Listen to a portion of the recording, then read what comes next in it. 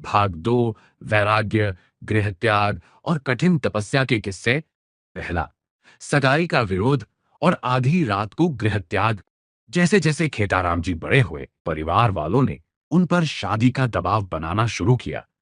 उनके लिए एक सुंदर कन्या से सगाई भी तय कर दी गई थी।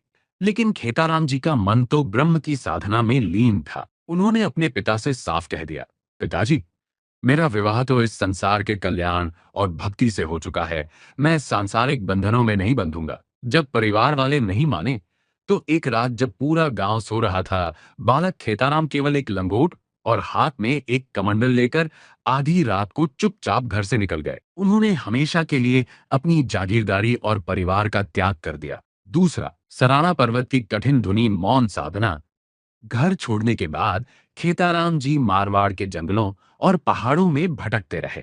वे सराणा पर्वत की एक गुफा में पहुंचे।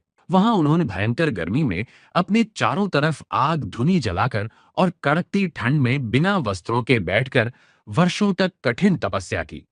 किस्सा कहते हैं कि इस दौरान कई दिनों तक उन्होंने अन्न की एक कतरन भी मुंह में नहीं डाली।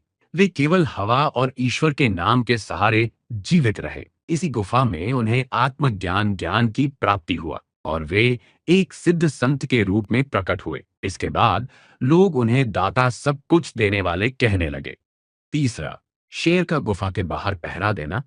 सराणा के जंगलों में उस समय भयंकर जंगली जानवर रहते थे। एक बार कुछ ग्रामीण दाता के दर्शन के लिए उस पहाड़ी पर पहुंचे। उन्होंने देखा कि गुफा के मुहाने पर एक विशाल शेर बैठा हुआ था। ग्रामीण डर के मारे कांपने लगे। तभी गुफा के भीतर से दाता खेताराम जी की आवाज आई, डरो मत, वह मेरा रक्षक है। दाता के इतना कहते ही वह शेर चुपचाप वहां से उठकर जंगल की तरफ चला गया। दादा की तपोभूमि पर हिंसक जानवर भी अपनी हिंसकता भूल जाते थे।